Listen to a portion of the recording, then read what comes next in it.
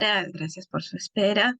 Bueno, me disculpo nuevamente la demora. Hoy día todo un poquito mal de salud. Me he sacado las dos muelas del juicio, así que tengo la boquita hinchada, pero sí puedo hablar.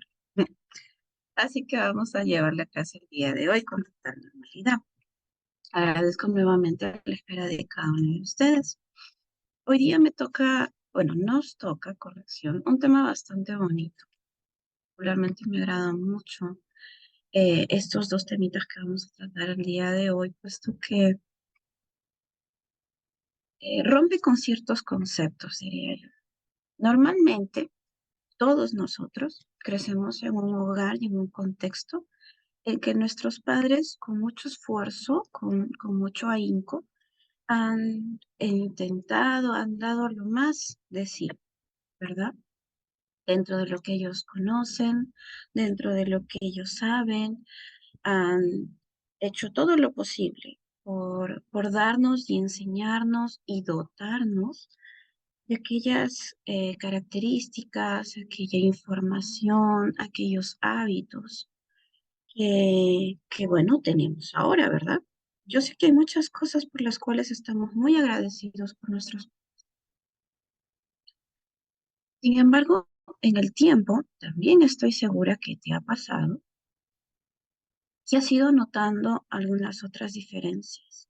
Has ido notando algunos consejos o de repente alguna información que tú has dicho, bueno, esto ya no está tan vigente, esto ya caducó, no porque sea obsoleto, sino porque de repente ya no está conforme a tu etapa actual.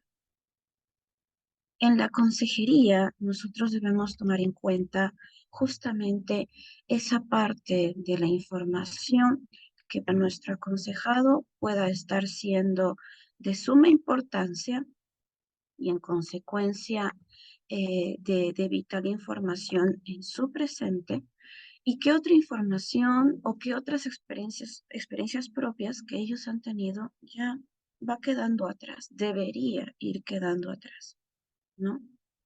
Entonces, menester para nosotras aprender a ir identificando.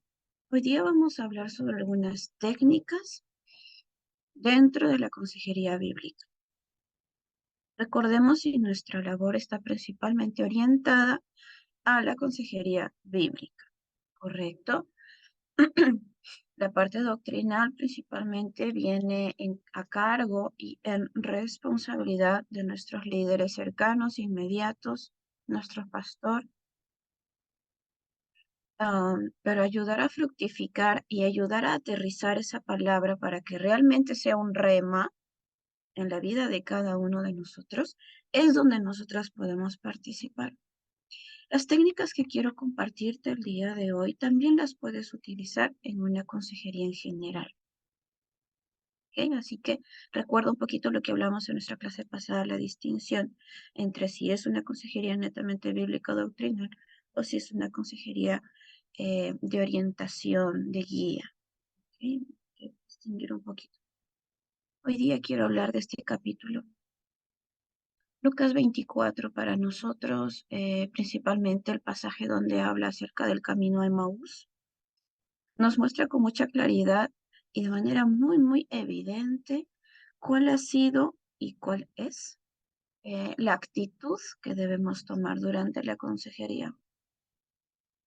Estos dos discípulos, dice la palabra, de que al ver de que ya todo había terminado, ¿no? Entre comillas, Jesús había partido, el pueblo se siente desanimado, desmotivado, ellos también. Entonces ellos dicen, bueno, ya no hay nada aquí para nosotros, nuestro líder ya no está, ya no sabemos qué hacer ni a quién preguntar, vámonos, hay que regresar a nuestro lugar, a nuestra ciudad natal. Emprendieron un camino, ambos. Y mientras estos dos hombres están caminando, Jesús está observándolos, no aparece, los observa, se acerca a ellos, empieza a acompañarlos. Y él, en el trayecto van conversando, pero él escuchaba lo que estos dos hombres le contaban. Entonces en el versículo 17 Jesús les dice, ¿no? ¿Qué pláticas son estas? que tenéis entre vosotros mientras caminan y por qué están tristes.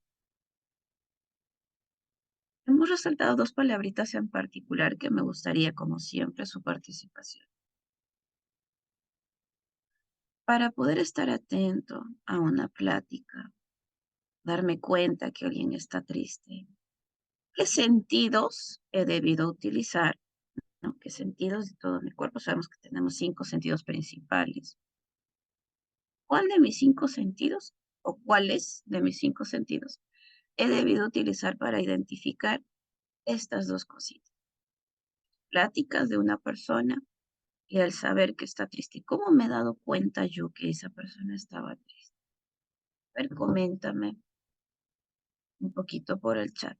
Te recuerdo un poquito acerca de los sentidos. Sí, yo sé que de repente hay mucha información. Ok, ahí ya van participando. Recuerda que tenemos el sentido de la vista, del audio, del gusto, del olfato, del tacto. Tacto usualmente lo especificamos o lo ejemplificamos como las manitos, las palmas de las manos, pero en realidad es todo mi cuerpo. El órgano sensorial más grande que tiene el ser humano es la piel, porque mediante de toda la piel uno recibe información táctil. Ok, ahí ya me van comentando muy bien, muchas han coincidido.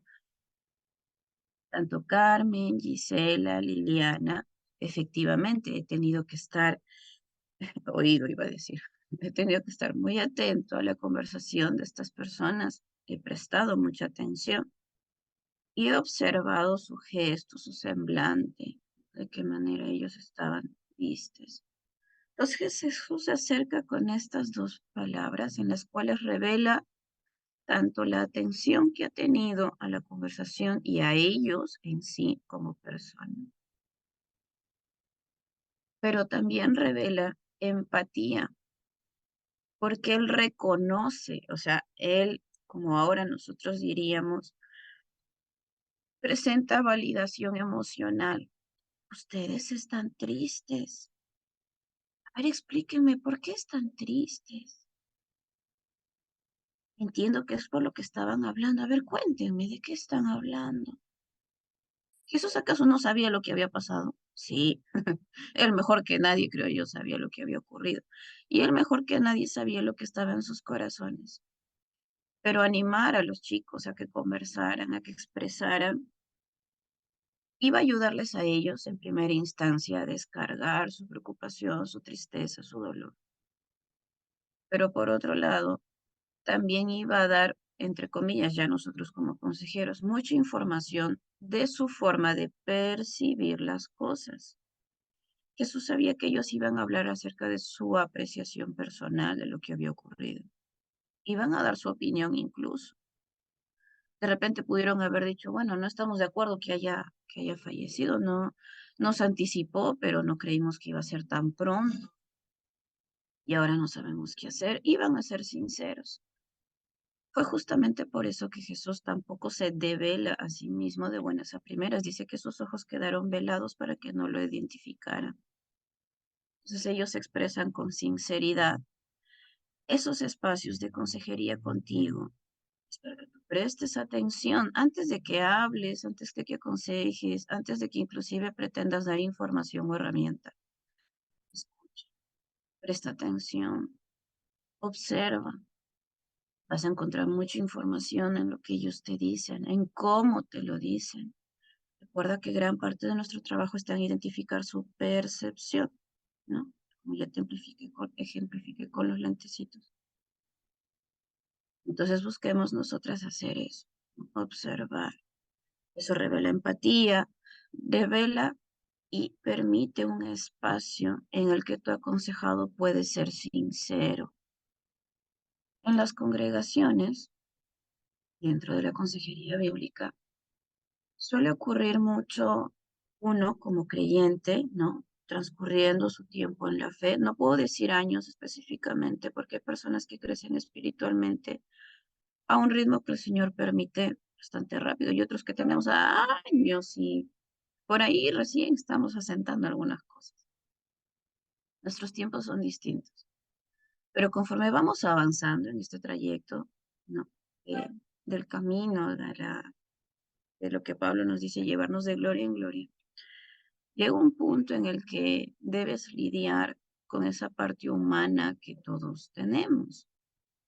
No solo el entorno, no solo las situaciones, no solo los problemas o las tribulaciones, sino también y muchas veces más aún con nuestra propia carne, mi propio temperamento, mi propia forma de pensar, mi propia forma de querer hacer las cosas, mi tendencia de repente a ser muy exigente y autoexigente, a ser un tanto impaciente tal vez o muy temperamental. Son cosas con las que uno también lidia y lucha. Y a veces, cuando vamos creciendo en la fe, nos cuesta reconocer esta parte humana y nos cuesta admitir de que no siempre sabemos aterrizar lo que la palabra dice en nuestra vida. Muchas veces ni siquiera lo entendemos. Lo sabemos de memoria, porque lo hemos estudiado en los cursos de la iglesia, pero no siempre lo hemos sabido aterrizar.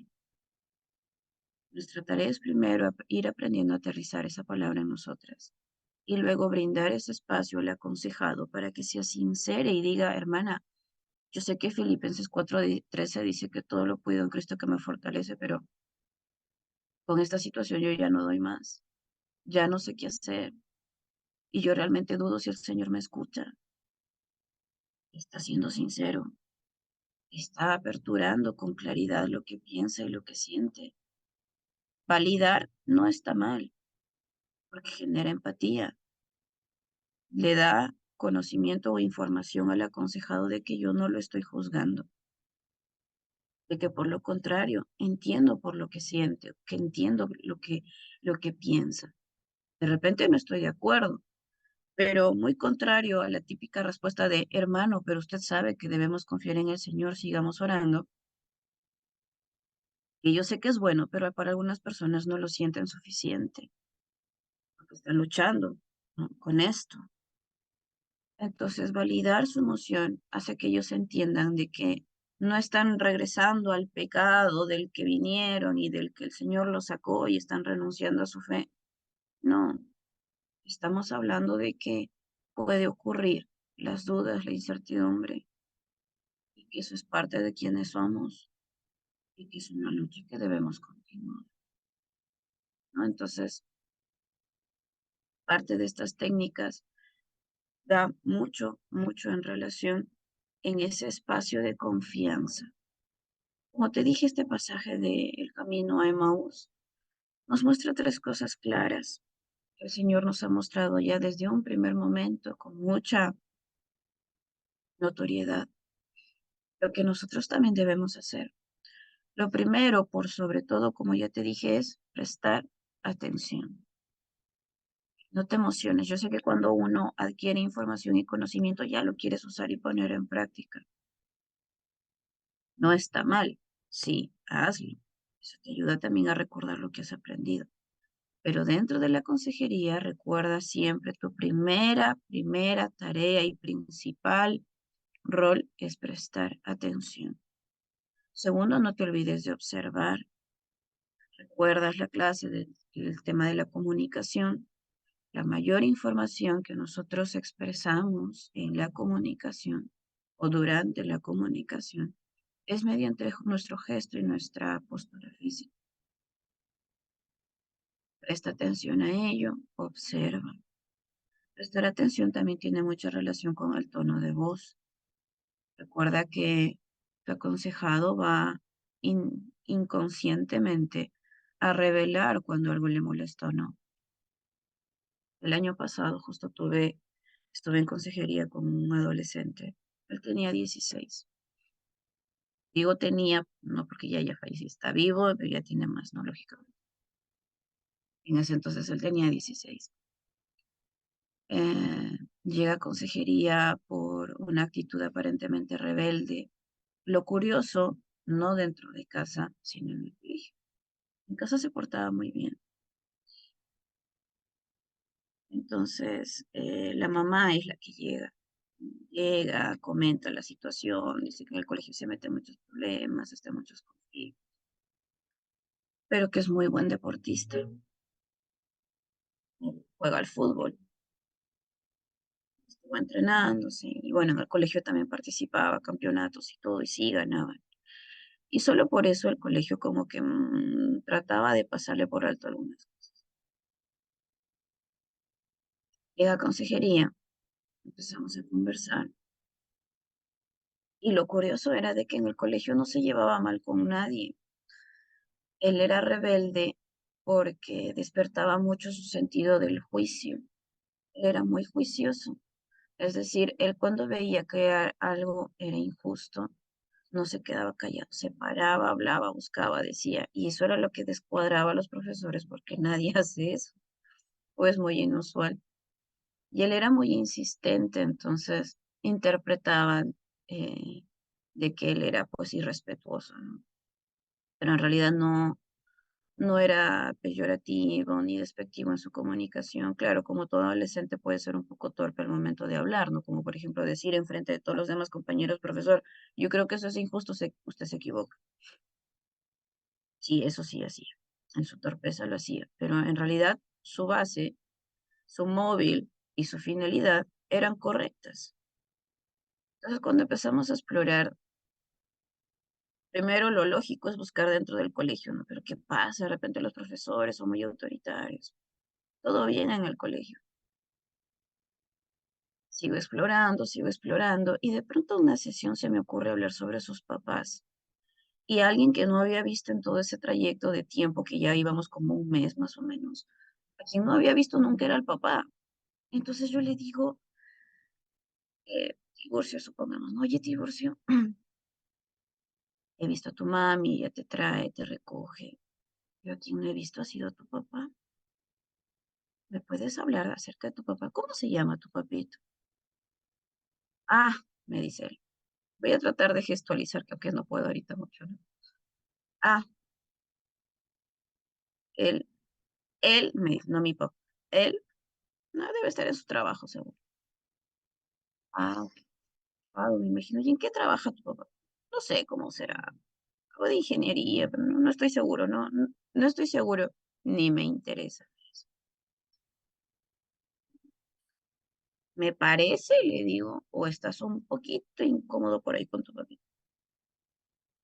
Y me dice, de frente me dice, pero este era su gesto. Estaba remangado, echado en la silla, en el sillón. Me dice, se apoya en sus piernas, ¿no? De lo que estaba remangado así. Cuando empezamos a hablar de su papá, se apoya en sus piernas y me dice, no es que yo lo odie, yo ya lo he dejado de odiar hace tiempo, no le guardo rencor, pero la verdad para mí que ese señor está muerto, pero no lo odio, me vuelve a repetir. Ah, le digo, qué interesante.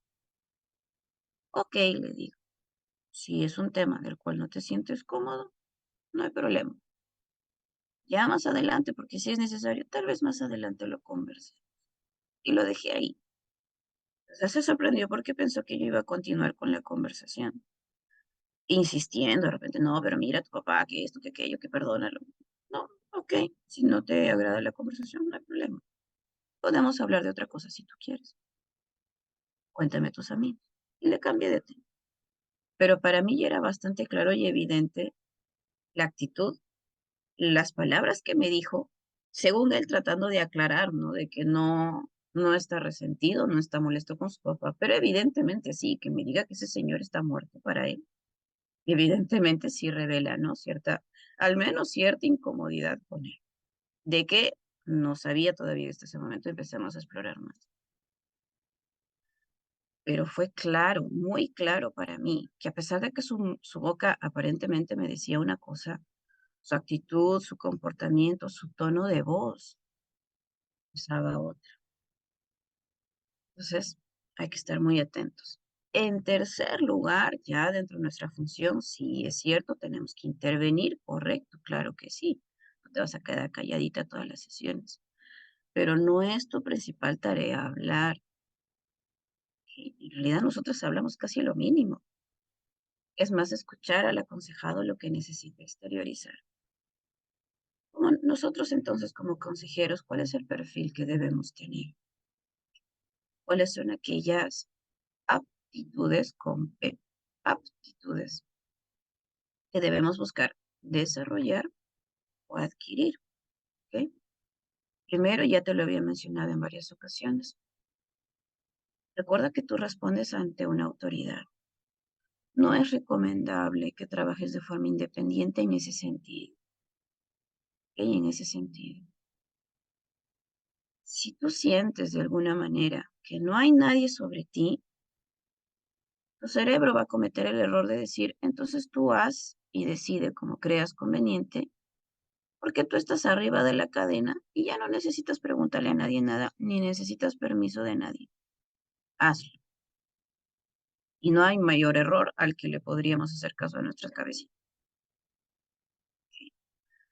Si no tengo, supongamos tú te dedicas, de repente eres colega, como en algún momento comenté, y eres independiente en tu trabajo, si participas de la fe, pon a Dios como tu principal autoridad entonces. Debes rendir cuentas a alguien. Ese temor relacionado al respeto que podemos y debemos mantener nos ayuda a que nuestro cerebro diga, ok, esto no es mío, esto lo tengo que cuidar.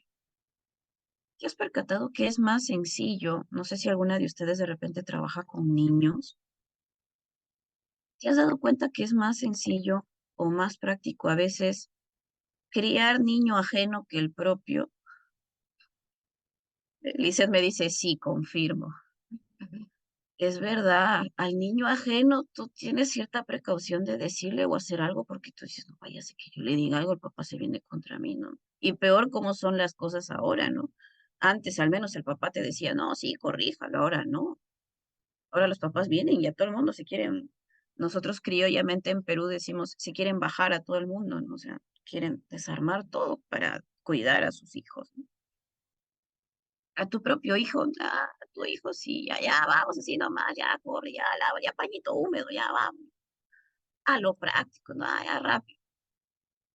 Porque, bueno, es tuyo y de cierta manera tu cerebro inevitablemente te dice, es tuyo, bueno, va a aguantar, resiste. Niño ajeno, a veces tenemos esa impresión, esa idea.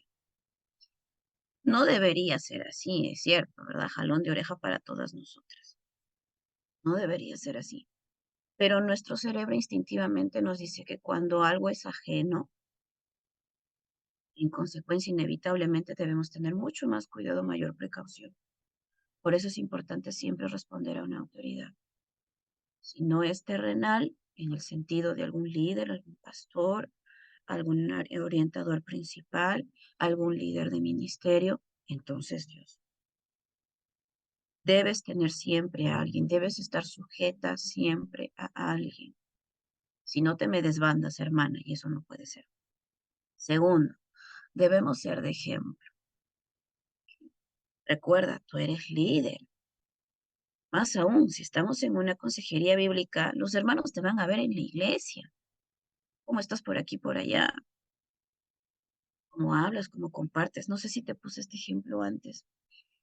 Recuerdo hace tiempo ya, cuando recién inicié, hubo una señora que me sorprendió que continuara en consejería conmigo, porque la mayoría de los adultos que llegaban trabajando conmigo me decían, ay, señorita, yo la veo tan joven.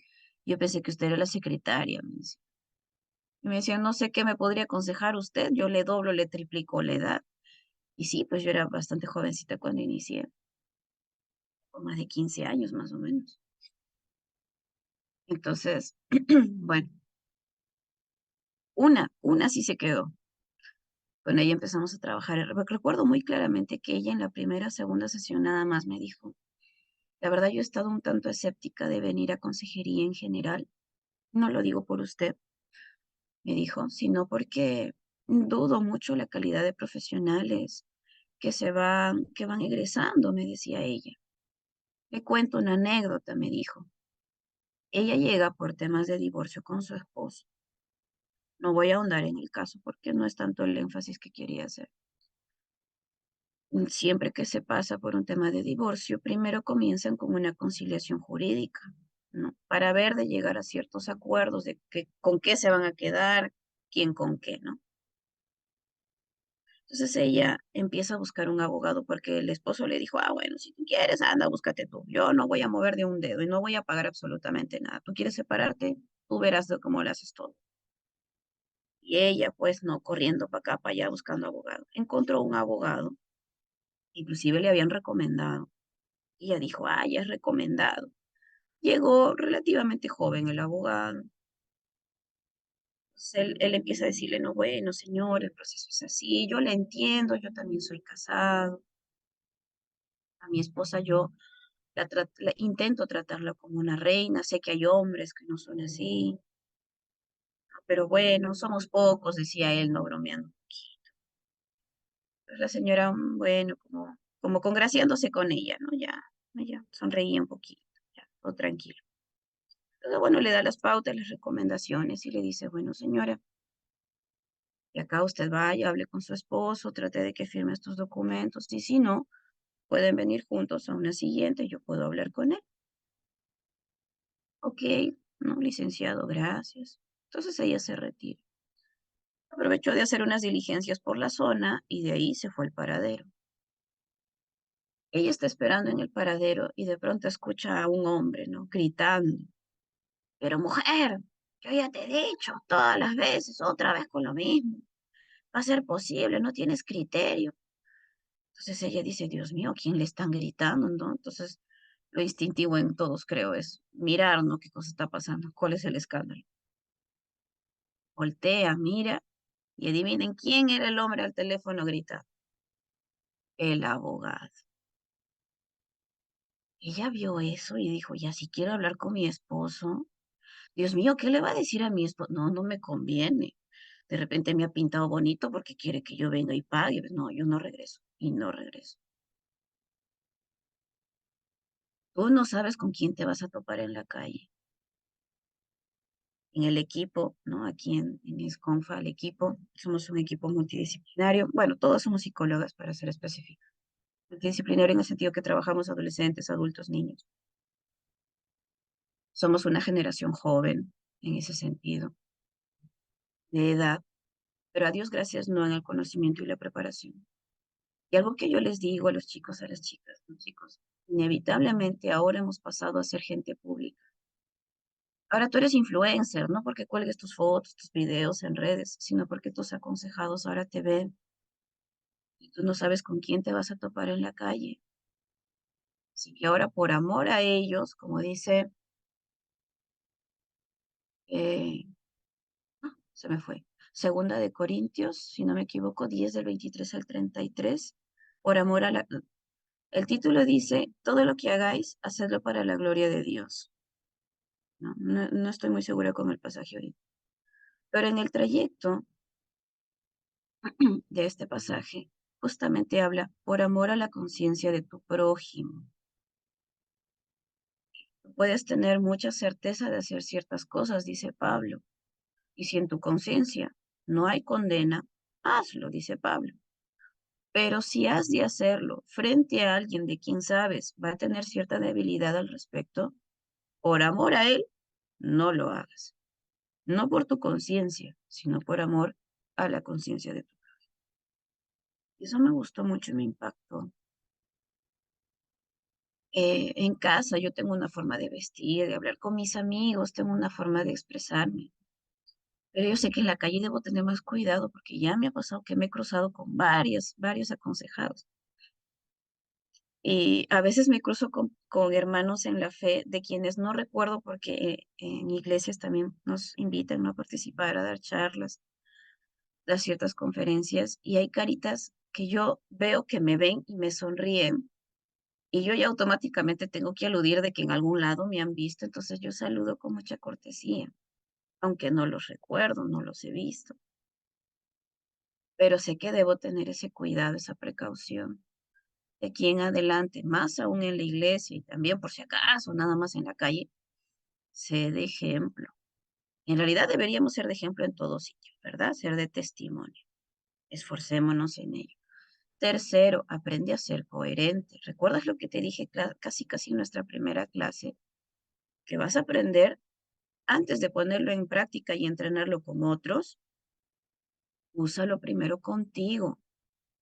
Tú no puedes vender un producto, metafóricamente hablando, no puedes vender un producto que tú no has probado. Todo el mundo te va a preguntar, ¿y a ti te borró la cicatriz? Tú vas a andar diciendo, hermano, pero no se aire, no se encolerice, paciencia. Después te ven en el mercado gritando con la casera, ¿no? Pero ¿cómo va a ser posible si yo pagaba siempre esto, ahora me cobras tanto? Sé coherente. Pequeño paréntesis, y esto sí considero que es importante. En la fe, muchos de nosotros, yo crecí en cuna cristiana. Mis papás son pastores, son líderes. Bueno, mi papá, mi mamita ya está en la presencia. Eh, y uno tiene esa inquietud, esa incertidumbre de qué es estar en el mundo. Y aunque no fue algo que me llamara la atención durante muchos años, ya cuando empecé a trabajar, o sea, ya jovencita yo, recién me empezó a llamar la atención. Y tuve mi tiempo de frialdad, por decirlo así. Algo que sucede en muchos de nosotros como jóvenes cristianos o habiendo crecido en cuna cristiana, es que inevitablemente comparamos el ejemplo de mamá y de papá y comparamos con lo que supuestamente ellos dicen hablar y predicar.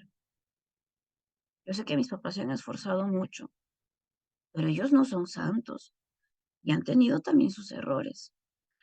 Y en ese momento de rebeldía espiritual, uno tiende a juzgar, y sea por palabra o sea en pensamiento, pero uno dice, ¿y así son cristianos? ¿Y así predican? ¿Y así hablan de amor, de paz? Y acá en la casa, con la mirada nomás ya me quieren comer vivo. Nada más porque ya les respondí, ya me quieren tratar mal o ya me ofenden. No son pacientes conmigo, con el hermano sí, 12, 1 de la mañana les está llamando y a mí ni 5 minutos me quieren prestar la atención. Y eso sucede en muchos jóvenes, querida hermana, y si por ahí me está escuchando tu esposo, mejor todavía. Hermano, hermana, es importante de que aprendas a ser congruente. Recuerda que el primer espacio donde tú debes evangelizar no es afuera, es en tu casa, es a los tuyos. Y no evangelizas de palabra. Pedro dice, si quieres ganarte a tu marido, incluso si es que él fuera inconverso, dice Pedro, puedes hacerlo, pero por tu conducta, no por lo que tú digas. Dice un refrán, ¿no? Un gesto vale más que 1000 palabras. Hasta réclame de radio, creo que es. Seamos coherentes, hay que ser congruentes. Esfuérzate mucho. Es por amor para los que vienen después de ti, tanto tus propios hijos físicos, carnales, de consanguinidad, como tus hijos espirituales. Esfuérzate es por amor a ellos. Pablo decía, mejor me fuese estar con Cristo. No habría nada mejor para mí, pero por amor a mis hermanos, solo por amor a ellos me voy a quedar. Si por muy fuera, Señor, llévame ahorita. Por amor a ellos voy a permanecer hasta que el Señor me lleve. Ese es un amor sacrificial en ese sentido. El sacrificio es, no me martirizo, no, el sacrificio es en función de los que necesitan. Cuarto, ya ejercita tus dones. Me gusta mucho la parábola de los talentos. A cada uno dice que su Señor le dio una cantidad distinta, pero de todos él esperaba una multiplicación. No los dejes dormir. Tus talentos y tus dones no solo de manera personal, sino también en la heredad que has recibido. Cargo, partiendo, perdón, corrección, tus hijos, tu cargo, tus funciones, tus responsabilidades, tu ministerio, el conocimiento que estás adquiriendo, porque el que sabe hacer lo bueno y no lo hace es contado por falta. Ejercita, no lo dejes dormir, entrena. Quinto, cuida tus relaciones. No solo por el punto segundo que te decía, sé de ejemplo. Vaya a ser que tú digas, ay, no, la hermana ha dicho que tenga cuidado. Me vaya a ver hablando en la calle, la vecina, cotorreando con la otra vecina. No, mejor no, ya no le voy a hablar a la vecina. No, hazlo, pero ya no para lo mismo. hazlo para aconsejar, para escucharla, para orientarla. De repente tú dirás, vaya a ser que el pastor me ve acá conversando con el guardia del casino, va a pensar que yo vengo al casino. De repente es un vecino que tú estás tratando de ir incentivando, de repente el Señor puso tu corazón a hablar con él. No, no me refiero de que evites juntarte, como diría el chavo, ¿no? Con la chusma, entre comillas, ¿no? No, no estamos hablando de eso. Que nuestro Señor no hacía eso. Tú no veías a Jesús hablando solo con cierto tipo de personas. Inclusive fue duramente criticado por causa de que hacía totalmente lo contrario. ¿Qué decían los fariseos entre ellos? Si supiera en casa de quién está metido, si supiera con quién está hablando, si supiera qué mujer le está tocando los pies. Hemos estado muy prestos de repente a juzgar. No, no me refiero a no juntarte con, me refiero a que sepas tener un cuidado en qué tipo de interacción vas a estar formando. ¿Ok? Una interacción diplomática cuidadosa con algunas personas con cierto límite, sí. Con tus amigos, igual.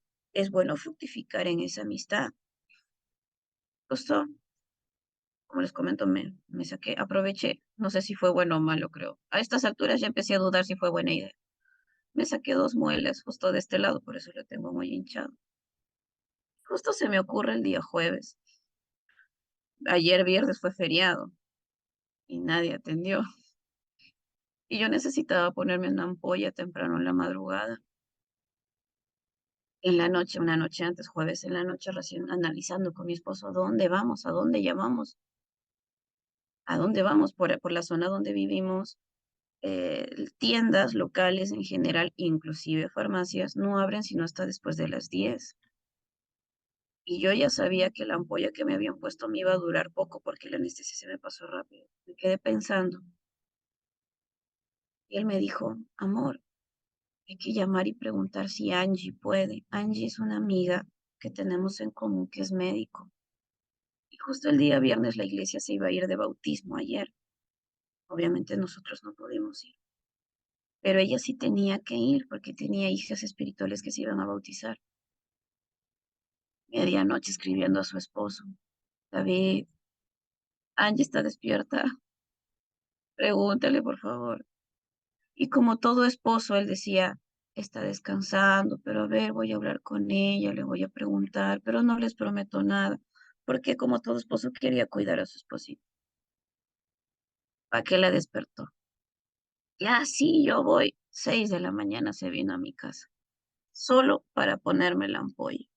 Y de ahí se fue. Esta mujer me vale oro, le dije a mi hermana, porque mi hermana me escribió, te pudiste poner la ampolla, que mira, conseguí un enfermero, pero todavía abre a las 11. A las 11 yo ya estuviera arrancándome la cabeza del dolor. Ya me pusieron, le digo, a Dios gracias vino Angie. Y aproveché de darle ese consejo a mi hermana. Y le dije, fructifica en tus relaciones, cuida tus relaciones. Hay personas, me gusta ese pasaje donde dice que aquí hay personas que dieron hospedaje, inclusive a ángeles, y nunca lo supieron. No, me gusta mucho ese pasaje. Y es que de verdad es muy bonito saber que puedes confiar con personas, pero para tener la certeza de eso es porque tú has estado también para ellos. Implica un esfuerzo, pero es importante y es necesario. Vamos avanzando, después me emociono. ¿Qué condiciones debemos tener? ¿Cuáles son las condiciones, mejor dicho, que debemos cumplir para ejercer la consejería? Esto es importante. Primero, y comenzamos por aquí, de la parte izquierda superior. Acá. Primero, debo cambiar mis propias actitudes negativas. Recuerda, tú no eres santa. De repente te lo han dicho. Yo siempre digo que mi suegra es una santa porque ha criado a mi esposito de una muy buena manera. Pero yo sé que santos no somos ninguno de nosotros. ¿Ok? Ser cristiano no es certificación de que ya ando en santidad. sino que estoy en el proceso de ser santo. Adiós, gracias. Pero uno también tiene actitudes negativas, pensamientos inapropiados, incorrectos, formas de pensar, formas de percibir, de repente muy juicioso, muy crítico, muy observador, pero para lo negativo. Ok, empecemos ya a trabajar con eso. Recuerda que tú eres ejemplo. Vaya a ser que te gane tu mal genio en una sesión y tú ya impaciente tú. Es la sexta sesión y seguimos con lo mismo. ¿Cómo no vas a entender lo que dice Filipenses 4:13? ¡Qué barbaridad! Ya, se memoriza otra vez todo esto. Cambia tus actitudes. Debes trabajar con eso, ¿sí? Ten precaución. Se ríe, Lisette. Segundo, identificar y saber gestionar mis propias emociones. Esto es importante, que aunque sé que en este curso en particular no lo hemos ahondado mucho, porque es muy amplio, realmente es muy amplio. Te animo a ver los demás cursos que también tiene sociedades, porque sí se está tratando. En otro curso de liderazgo, perdón, me enredé, pudimos hablar un poquito al respecto de esto. Que la gestión emocional no es algo sencillo, pero alguna pequeña herramienta y recomendación muy práctica que te puedo compartir. Manejo un pequeño diario. En psicología nosotros, bueno, en terapia, para ser más específica, solemos trabajar con un diario emocional. Este diario, inclusive ahora si eres de repente de bastante tecnología, puedes buscar diario cognitivo-conductual, diario terapéutico. Sé que está a la venta.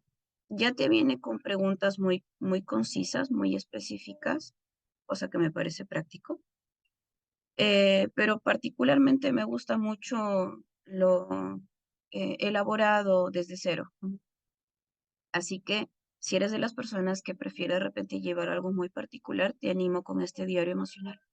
Este diario emocional tiene 3 pasos, 3 partes.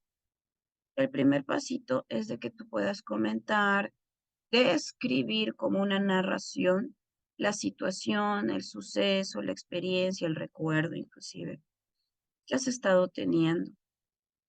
Pero como toda narración, solamente hablamos y describimos de lo que pensamos y lo que, perdón, corrección, solamente podemos describir la situación, lo que vemos y lo que escuchamos. Te animo incluso a escribirlo en tercera persona. ¿Ok? Entonces, no pondríamos, Mireya se levantó a tal hora o ella se despertó a tal hora. No vamos a poner yo me desperté después de un sueño, una pesadilla. No, en tercera persona. Ella o tu nombre, ¿no? Marta, Lisette, Edith, Leticia, etc. En tercera persona. Y solo cuentas lo que ha sucedido, tal cual tú lo recuerdas, ¿ok? Solo es una descripción de lo ocurrido. En el segundo paso, ya ahí haces tu catarsis. Ya ahí sí cuentas todo lo que sentiste, lo que pensaste, las sensaciones físicas que vinieron.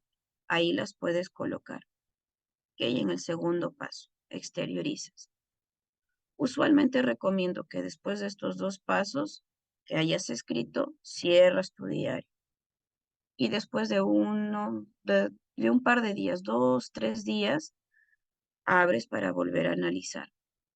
En el momento en que tú escribas, es muy probable que el cúmulo emocional esté muy alto y en consecuencia no puedas hacer un análisis racional porque tu cerebro está muy emocional.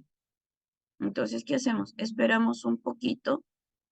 En algunas personas de repente será horas, en otros de nosotros pasarán días, 2, 3 días, que la emotividad baje y ahí ya tu cabecita estando más despejada, vas a volver a revisar tu diario. Vas a enfocarte solamente en el paso 1 para tratar de encontrar una moraleja, un aprendizaje, una solución, un cambio de conducta o de actitud, ya sea tuya o de la persona con quien interactuaste. ¿Ok? Entonces, eso que rescatas es tu tercer paso. ¿Ok? Y ahí redactas, ¿no? Tu tercer paso, solución, moraleja, aprendizaje, y ahí ya escribes. El diario emocional, a pesar de su nombre, no es para escribirlo todos los días. Solamente es para utilizarlo en aquellas ocasiones en que la experiencia, la vivencia o el recuerdo, porque a veces nos llegan recuerdos del pasado, han sido muy impactantes, ya sea un impacto agradable o un impacto difícil, doloroso. ¿Ok? Cualquiera de los dos se puede reforzar. Corrección. El recuerdo o la experiencia agradable la escribes y la analizas para reforzarla, para grabarla, para sellarla y para ver de volverla a repetir de alguna otra manera.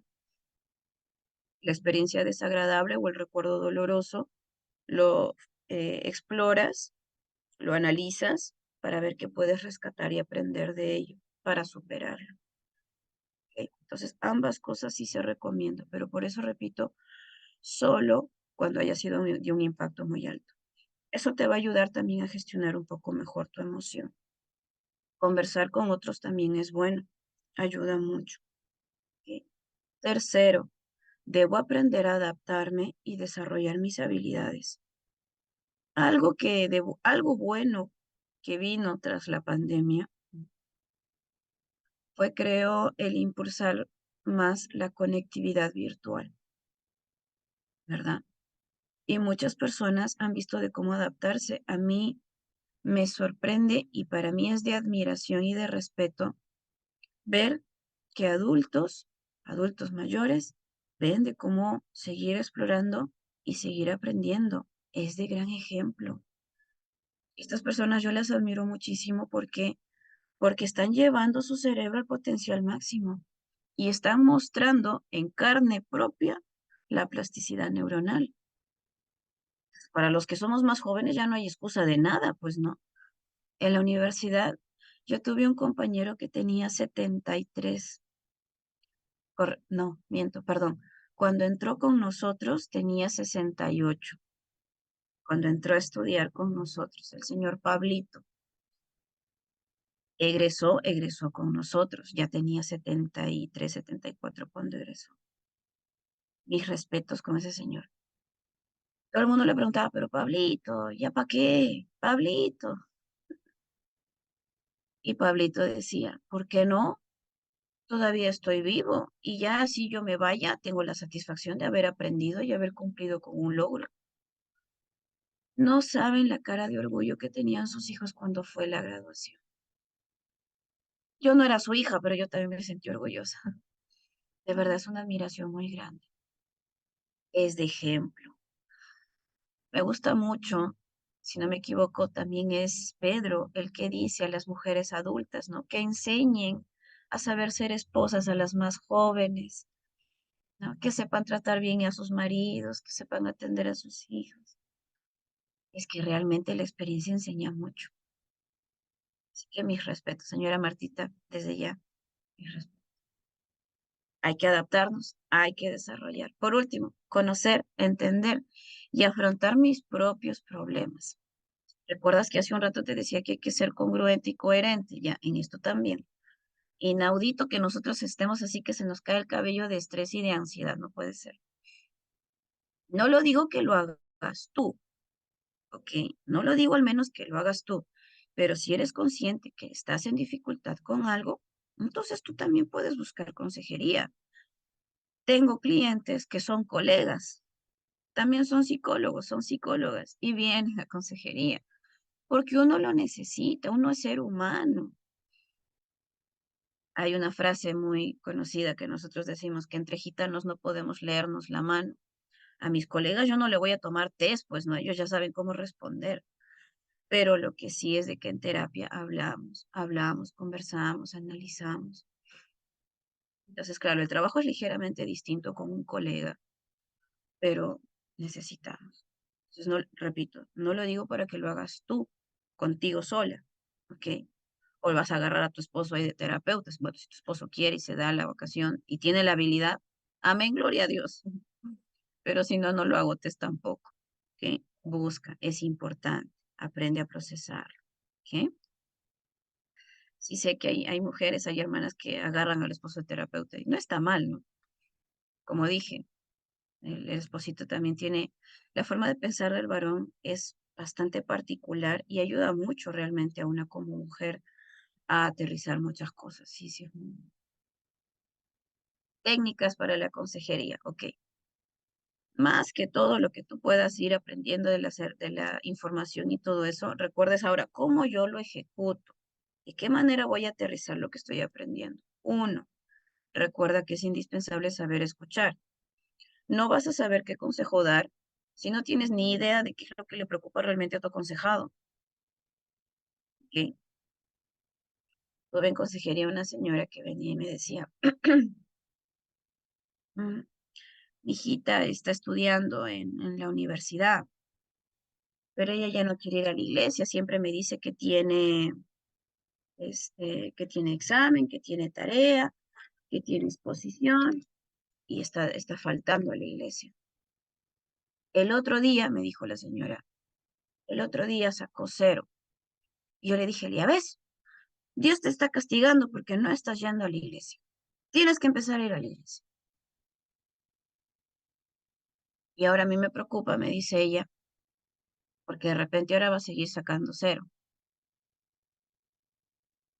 ¿Su preocupación es de que ella baje en sus notas o su preocupación es de que ella no vaya a la iglesia?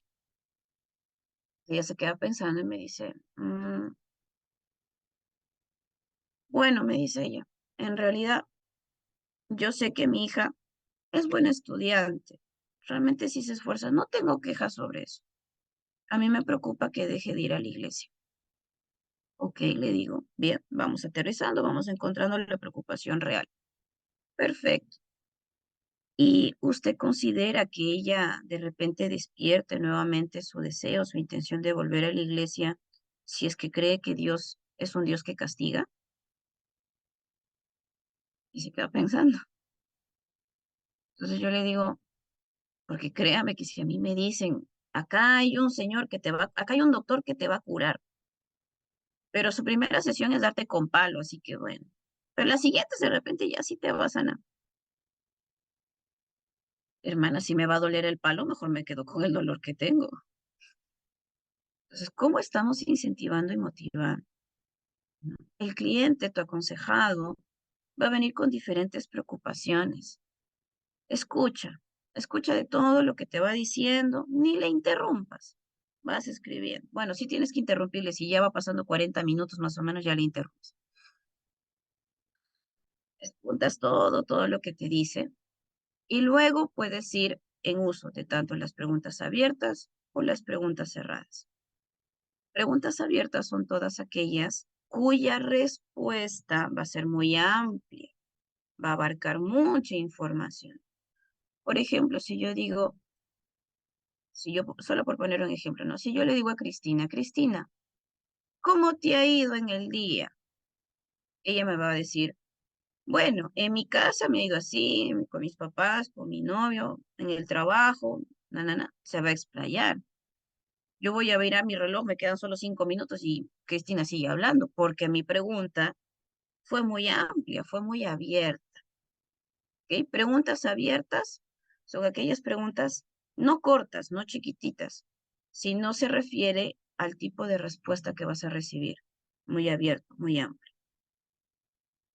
Tú puedes comenzar tu sesión con una pregunta abierta. ¿Qué lo trae por aquí? ¿En qué te puedo ayudar? ¿Qué duda tienes? Esa es una pregunta abierta, amplia. Una pregunta cerrada es aquella cuya respuesta va a ser precisa, puntual, concisa. Vuelvo con Cristinita. Si yo le digo, Cristina, ¿cómo te ha ido hoy en la mañana en tu trabajo con tu jefa? Ah, ya, eso es más puntual, ¿notas? Igual de repente sigue siendo un poquito más abierto, pero estoy preguntando de manera muy puntual. Lo hago más reducido todavía. Cristina, la reunión anterior me comentaste que habías tenido una fricción con tu jefa por X situación. ¿Cómo te ha ido con esa situación para hoy? Más concreto todavía, notas. Preguntas abiertas, es cuya respuesta de tu aconsejado, se va a explayar. Pregunta cerrada, algo muy puntual. En consejería podríamos, por ejemplo, decir, ¿no? Mientras me estabas comentando, recordemos el caso del adolescente que te decía que no tenía resentimiento con su papá, no lo odiaba, pero para él estaba muerto. Ya. En posteriores sesiones, Yo le dije, ¿recuerdas la vez pasada, hace 2 sesiones más o menos, le dije que estábamos hablando de tu papito? Te pregunté acerca de tu papito. Y bueno, muy evidentemente tú me dijiste de que, bueno, entendí que tú no deseas tener contacto con él, pero igual no entendí si es que él vive contigo o no vive contigo, cómo es la situación. Entonces, muy puntualmente, ¿tu papito vive contigo? Preguntas cerradas. Ok.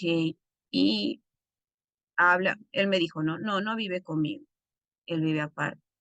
Ah, ok, entiendo. No le pregunté más porque sé que para él es incómodo. Yo le hubiera preguntado, tiene otra pareja, otro compromiso, pero como era evidente de que él estaba muy disgustado con su papá, no quise ahondar en la vida de su papá. Entonces le dije, bueno, ¿y te comunicas con él? Él te llama, te habla, te busca. Y él me dice, bueno, sí, antes mi papá me llamaba para salir a correr todas las mañanas, pero ahora yo ya no le contesto porque yo quiero salir a correr solo. Ya, ok. Seguía yo con las preguntas precisas. ¿Y hace cuánto tiempo ya no le contestas? Ya más de un año, me dice. "Mm, ¿Y él no te ha dicho nada o no te ha buscado, no te ha preguntado para decirte por qué, qué pasó?" Sigo con preguntas precisas. A pesar de que intentaba con él pregunta abierta, me respondía también él muy puntual, así que como que no tenía mucha preocupación al respecto. Pero tú vas a ir notando con tus aconsejados cómo necesitas manejar. Vas a tener aconsejados que de repente son muy reservados, muy calladitos, con cucharita, tienes que sacarle. No te preocuparía mucho utilizar preguntas abiertas, porque sabes que no se va a explayar demasiado. Por lo contrario, si tienes aconsejados que ni bien te saludan, ya te están contando, ni bien están entrando, ya te están hablando de su vida, ya, bueno, tus preguntas cerradas. Utilízalas a la par. ¿Ok? Recuerda que todo eso es para recabar información. Tu primera parte de la etapa es recabar información. ¿Ok? Vamos avanzando. Bien, vamos aquí. Dentro, dentro de este proceso, ¿ok?, de la consejería, tenemos que recordar lo siguiente. El proceso de la consejería tiene estos 5 pasitos. ¿Ok? Tiene estos 5 pasitos. El primero, recuerda siempre aceptar a las personas. Aceptar a las personas no quiere decir que estamos de acuerdo con ellos, de acuerdo con su disciplina o estilo de vida, con su forma de pensar, con sus malos hábitos. No quiere decir eso. Aceptar a las personas nos referimos en un sentido de respeto para con ellos. ¿Ok? A ello vamos. Nuestro Señor Jesucristo, repito, nos dio un claro ejemplo. Él no hacía distinciones. Él trataba con mucho respeto a todos por igual. A todos por igual. ¿Ok? Entonces, veamos esto, ¿sí? Segundo, en el trayecto de tus sesiones vas a ir aprendiendo a confrontar. Ya te había comentado entre líneas hace no, la clase pasada, que confrontación no necesariamente es ir y decirle ya todo así que cómo es su situación y decirle muy duro para que aprenda y que no se olvide. No, confrontar es la acción de traer a forma visible o evidente algo incorrecto de tu aconsejado, una forma de pensar, un comportamiento, una actitud. Hay diferentes formas de confrontación. Lo que comenté hace un rato con esta mamita que le preocupaba de que su hija no fuera a la iglesia fue una pregunta confrontativa. Hermana, ok, usted quiere que su hija vaya a la iglesia y presentarle a Dios como un Dios que castiga. ¿Considera usted que eso la motiva a querer acercarse a Dios? Solo le estoy haciendo una pregunta, pero es de confrontación porque le estoy dando la estrella, la estoy estrellando contra la idea inicial que ella tenía de que sí o sí hay que obligarla, a la buena o a la mala. Inclusive esto recuerdo mucho que entre líneas ella me dijo, mi pastor dice que mientras que los hijos viven bajo el techo de uno, sea por disposición o por obligación, pero hay que seguir llevándolos a la iglesia para que escuchen palabra. Ok. Si alguien de repente tiene esa inquietud, por cierto, aprovecho de responder. Sí aplica. pero solo mientras y siempre y cuando, uno, tu hija muy al margen de su edad, efectivamente, va de repente a regañadientes, pero a las finales no se opone al 100%. Segundo, es importante observar su etapa de autonomía. No quiere decir que porque ahora es más jovencito o más grande, entonces debo dejarle que tome solito sus propias decisiones. No me refiero a eso, sino que recuerda que el paso previo es aceptar a la persona. Si yo lo voy a obligar, muy contrario a que él vaya con cierta disposición, va a ir con un bloqueo mayor, va a ir con ojos críticos, va a ir con indisposición a escuchar, va a ir inclusive con resentimiento, con enojo. Y eso, hermana, créeme que aunque esté sentado y el pastor le predique solamente a él, no va a dar un impacto porque él ya está indisponiendo su corazón. Entonces, no es hacerlo de una forma obligatoria porque sí o sí. Tercero, si ya estamos en una situación en la que nuestro hijo, nuestra hija ya está, literalmente está muy rebelde, o sea, no me obedece en otras cosas, no puedo esperar tampoco que me obedezca con esto de asistir a la iglesia. Entonces hay que tener mucho cuidado. No digo que no los llevemos. Es cierto, y repito, sí, hay que llevarlos, pero hay que encontrar entonces otra forma de cómo incentivar su disposición, aunque no sea con buena voluntad. Es decir, que me acepte ir, eh, pero no obligado. Puedo llegar a otros acuerdos. Puedo decirle, mira, yo sé que tú quieres salir a jugar fútbol con tus amigos. ¿Qué te parece si vamos temprano al culto de la mañana?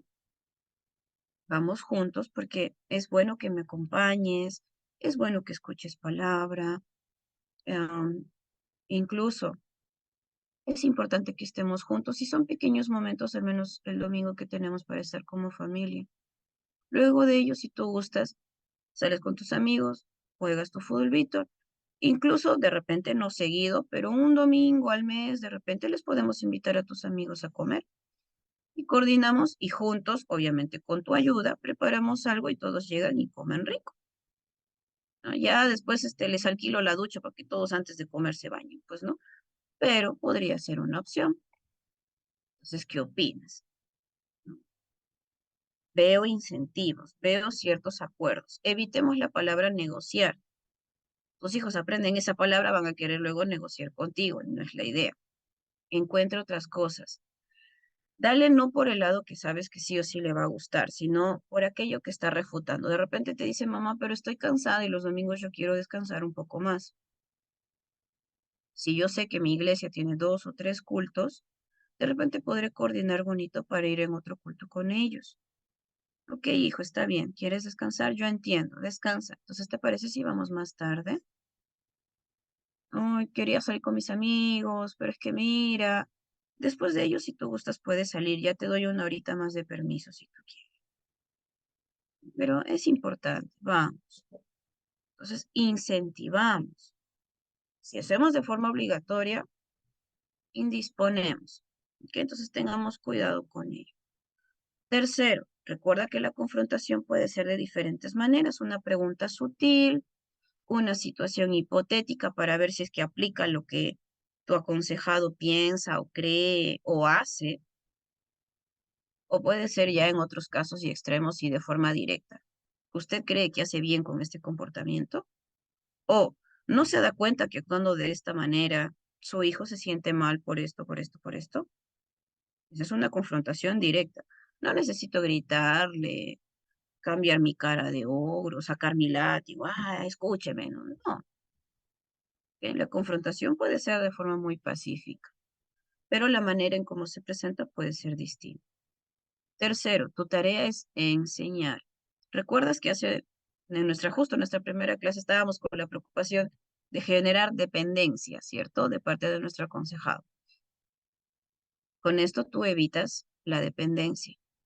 Cuando tú le dices, mira, toma, ahora hazlo tú, ponlo en práctica, la siguiente reunión me comentas cómo te fue, si bien, si mal, yo siempre les digo, no te preocupes si de repente tú ves que al ponerlo en práctica Si te funciona o no te funciona, igual por favor dime en la siguiente sesión. Es importante para mí que tú me comentes para que yo sepa también cómo va funcionando si tenemos que cambiar otra herramienta. No hay problema. Soy psicóloga, yo no soy bruja, yo no tengo cómo darte así justo al clavo, le digo. No se ríen. Ya, perfecto. Llegan a la siguiente y me dicen, no, no me funcionó. Yo no digo, ay, no te funcionó, ya toma, llévate esto otro. No.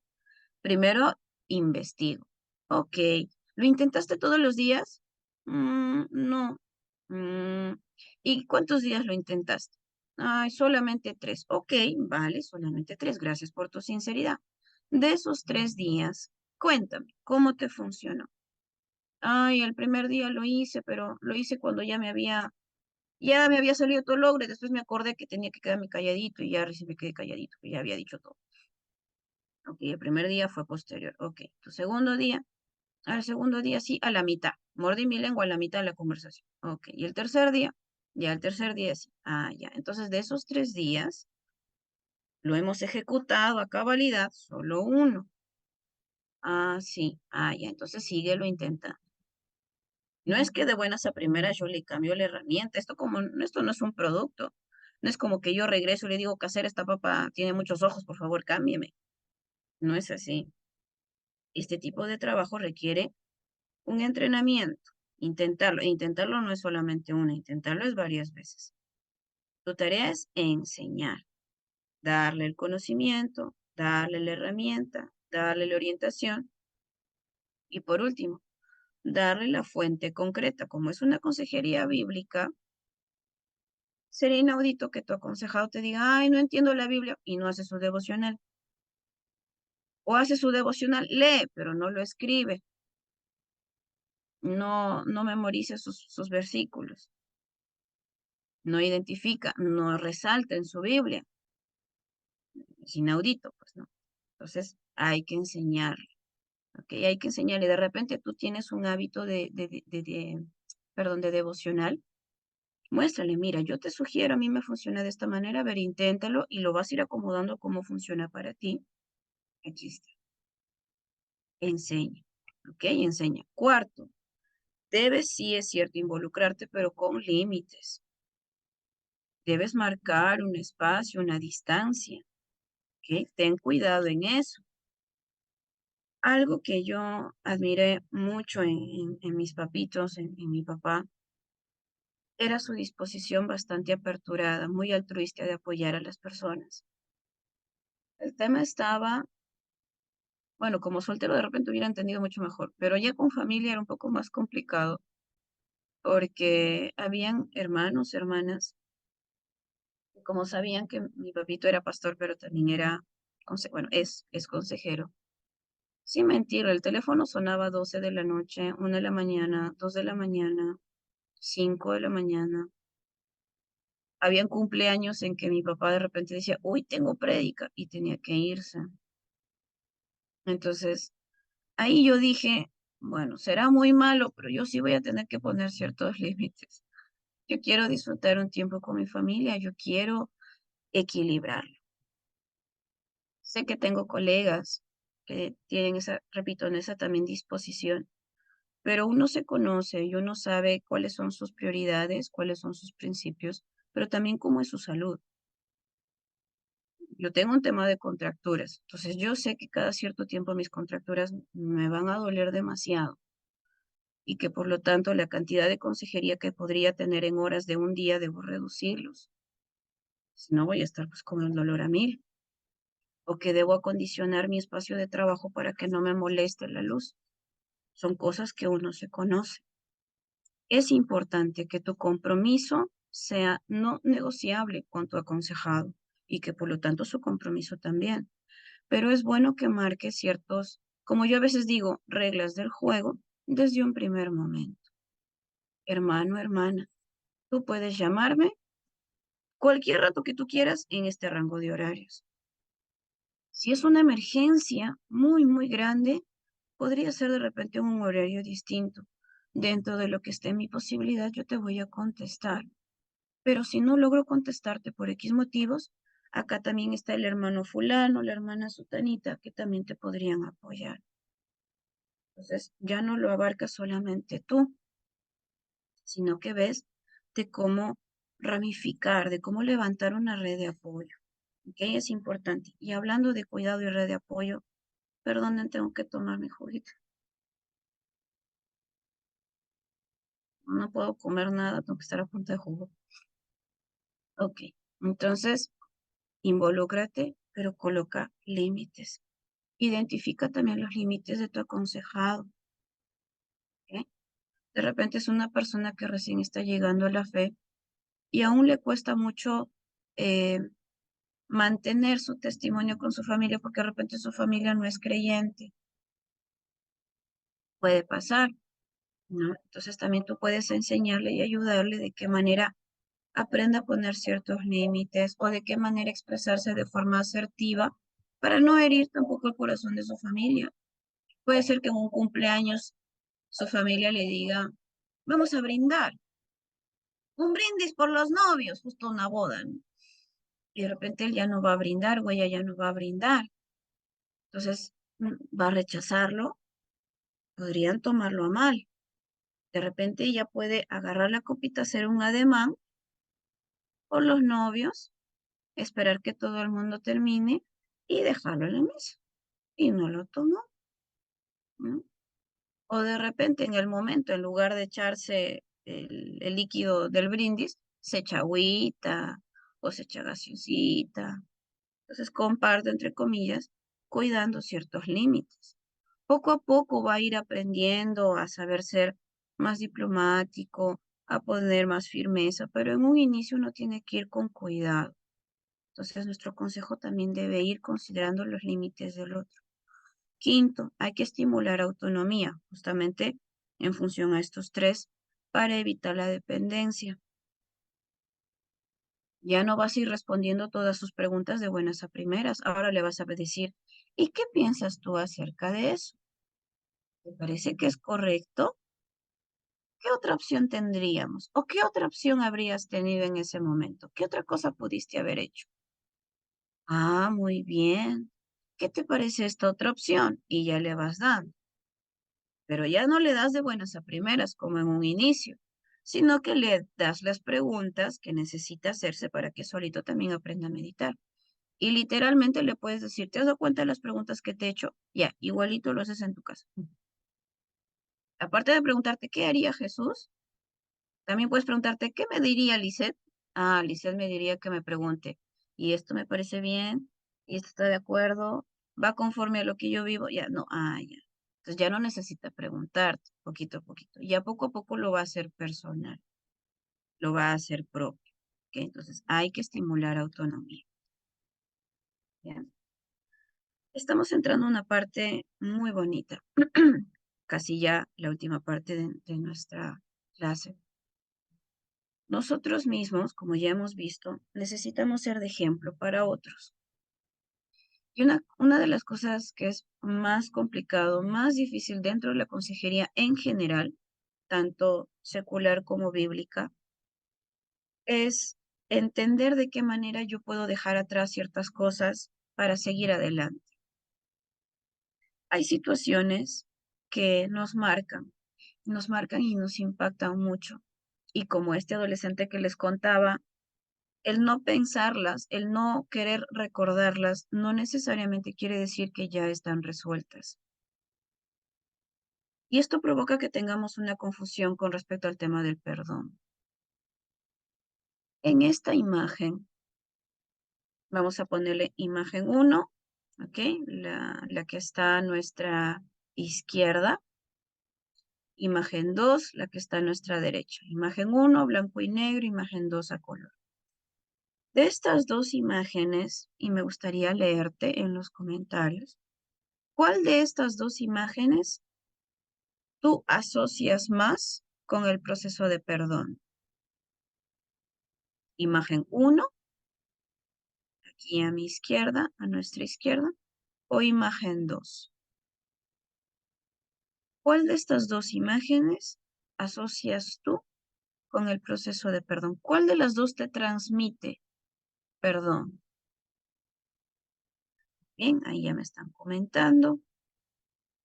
Ok. Ujú. Carmen me dice imagen 2, Jennifer también, Laura también, muy bien, Lice también, Cristina también, Alma también, Martita también, ok. Yo sé que van a seguir comentando. Efectivamente. ¿Y por qué esta te transmite eso? Seguramente porque ves que uno, a diferencia del anterior, hay mayor contacto físico. De repente no se están abrazando como tal, pero tú ves que hay una manito sobre el hombro, que significa comprensión, empatía, no está solo. Ves que la persona que está recibiendo eso se está agarrando su cabecita con una mano y con la otra mano está agarrando el codito. Una postura que podríamos asociar con expresión de estarme disculpando y estar admitiendo o aceptando la consideración del otro.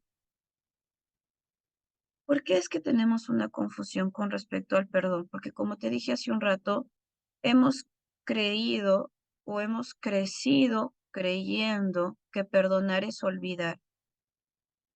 Y eso es mentira. Tu cerebro no olvida.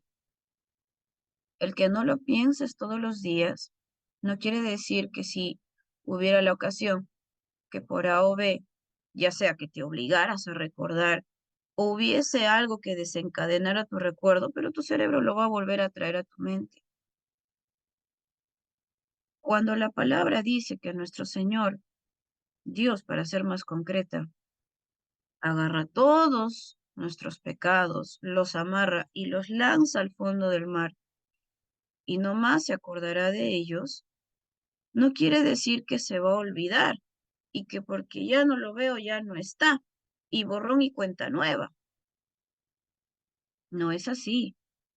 Eso incluso, doctrinalmente hablando, nos da una idea errada del perdón que Dios nos da.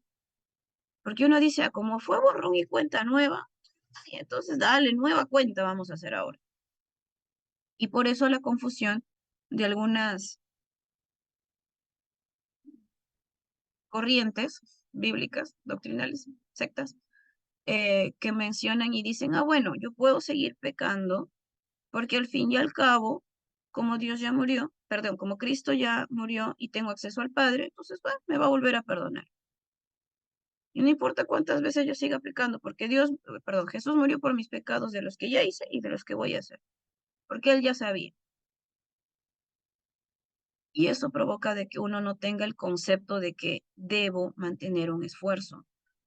Comprendemos mal también la gracia y la misericordia de Dios, porque caemos en la idea de que, ah, como Diosito siempre me va a perdonar porque me ama mucho y Dios es amor por sobre todo, y nos olvidamos que es 3 veces santo. Esa sí es una cualidad de Dios. Dios es amor, sí, efectivamente es lo que Él hace con nosotros, pero en su cualidad, en su naturaleza, Él es 3 veces santo.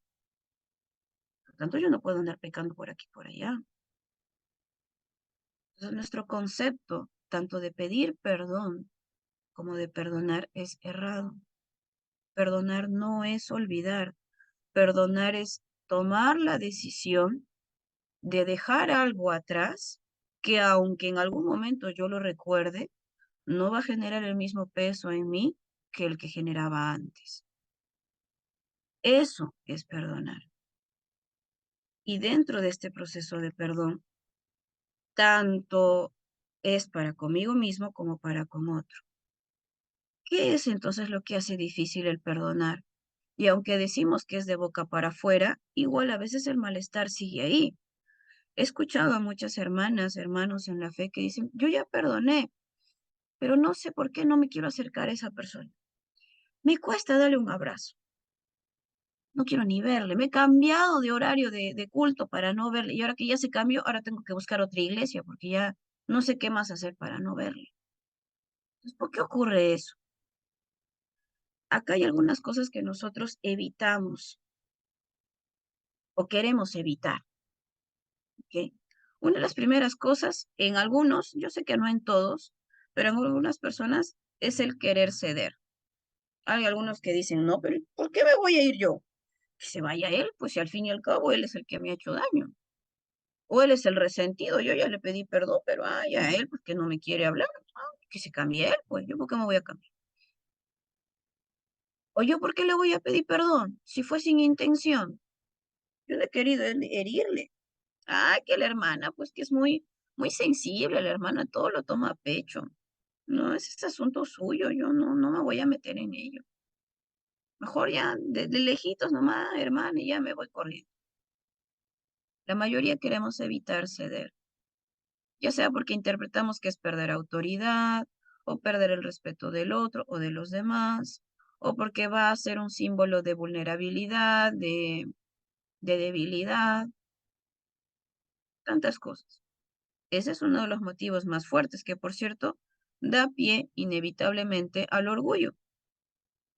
No quiero ceder por orgullo. Entonces, esa es una de las cosas principales que solemos querer evitar. Lo segundo, y esto también es en todo ser humano en la faz de la Tierra, queremos evitar el dolor. No queremos esa sensación de malestar. Hay algunos cuya sensación de malestar puede ser el no sentir el enojo de otras personas, y eso provoca que sean individuos que busquen congraciarse demasiado, a tal punto de que sobrepasan su propio cuidado, su propia dignidad, sus propios tiempos, siempre por estar a favor del otro. Entonces, ya no me duele la indiferencia o el enojo de alguien, pero entonces me estoy martirizando yo mismo sin sentido. Me estoy yendo ya también al otro extremo. Hay quienes definitivamente no quieren pasar dolor o vergüenza de ninguna manera y por lo tanto no van a tener disposición a pedir perdón. Entonces, este es otro segundo motivo. El tercero, quieren evitar la responsabilidad de cargar con la culpa en sus manos. Un término incorrecto o inapropiado dentro de del proceso de perdón es culpa. ¿Quién tiene la culpa? Bueno, si la pregunta es quién carga con sentimiento de culpa, es diferente, porque eso usualmente va a ser quien cometió la falta, dentro de lo que sea consciente, porque si no es consciente que cometió la falta, pues definitivamente no siente culpa, en consecuencia. Pero buscar culpables es lo que nuestro cerebro está diestro a querer encontrar, pero no se buscan culpables, porque no hay uno con quien cargue con toda la responsabilidad. Somos los dos. Para un conflicto siempre hay dos involucrados. Y muy al margen de quién comenzó primero, ¿no? Porque a veces estamos como los niños, ¿no? No sé si has visto en la consejería, a veces estamos como los niños. A ver, ¿y quién empezó? Hermano, usted le dijo. Le respondió. ¿Usted cómo le respondió? Es que ¿por qué le responde así? Y usted le dijo así. Estamos así. Como niños estamos. ¿Quién empezó? ¿Quién dijo? A estas alturas no importa quién dijo. Los dos están mal, los dos están enfadados. Hay que buscar apaciguar eso. Por lo tanto, cada quien debe asumir la responsabilidad de lo propio. Si dio pie, si dio origen, si alimentó, si le echó más leña al fuego, habrá de asumir su responsabilidad. Entonces, no hablamos de culpables, hablamos de responsables, tal vez con un distinto porcentaje de responsabilidad, pero al fin y al cabo, los dos involucrados y presentes. Pero como queremos evadir, cargar con ese peso, tratamos simplemente de alejarnos de esa responsabilidad. Tercero, no nos gusta cuarto, no nos gusta la confrontación. Y te voy anticipando. Cuando confrontes a tu aconsejado, muy al margen de cómo lo hagas, es muy probable que no le guste. Por eso es bueno que desde tu primera reunión tú ya vayas advirtiendo cuál es tu rol, cuál es tu forma de trabajo, cuáles son las reglas de tu juego. Desde tu primera sesión. Mi trabajo no es aquí para darle por su lado y decirle cosas bonitas para que usted se sienta bien. Mi rol, mi trabajo es sacar las cosas con claridad. Y viéndolo con claridad juntas o juntos, vamos a poder tomar mejores decisiones. No estamos ni para juzgar, ni para señalar lo del otro. Este es un espacio seguro. Tú puedes ser sincero, sincera en este espacio. No voy a pensar mal de ti. Más bien agradecería que fueses totalmente honesto y transparente porque yo también lo voy a hacer contigo. Yo también te voy a decir cosas que tal vez, aunque no sean de agrado, es necesario darnos cuenta. ¿Estás de acuerdo? ¿Te parece bien? Ay, no, hermana, yo que soy muy sensible me va a doler. Ok, hermano, no se preocupe. Puedo recomendarle de repente otra hermana, que es más algodoncito. De repente usted prefiere así ese tipo de trabajo, no hay problema, ¿no? Nosotros, a mí me gusta trabajar de esta forma porque es necesario. Está bien, cada uno tiene su modalidad de trabajo, no hay ningún problema. Y le pasa, ¿no? La derivación, ¿ok? No nos gusta recibir confrontación y muchas veces tampoco nos gusta confrontar. Uno mismo a veces está con la preocupación, pero ¿y si le digo? Pero ¿y si se molesta? ¿Y si no vuelve? Peor, ¿y si esta ovejita se va? Y el pastor luego me dice, ¿por qué te has deshecho de mi oveja? Una nomás te di, ya la perdiste. ¿Y después qué hago? No estamos con la preocupación encima. Tranquila, recuerda que hay diferentes maneras de confrontar, pero ya te anticipé. No le va a gustar mucho a tu aconsejado, pero si lo haces con armonía, con mucho cuidado, no pintando flores y minorizando las cosas, no, no hay que minorizarlas. Las cosas son como son, pero las mencionamos en un equilibrio de mi gesto, mi tono de voz y anticipando. Lo que te voy a decir es un poco duro, pero a veces es necesario, lo digo con mucho respeto, con mucho afecto. Y le sueltas la bomba, ¿ok? O el balde de agua fría, es necesario. Por último, no queremos esforzarnos. Pedir perdón o perdonar es un esfuerzo, porque te acabo de mencionar que perdonar implica tomar la decisión de dejar esto a un lado, de no estar mirándolo todo el rato, ni mucho menos venir a coalición de todas las conversaciones. Ah, pero es que tú hiciste. Ah, pero es que tú dijiste. Ah, pero ¿te acuerdas? Eso es lo que Dios no hace con nosotros.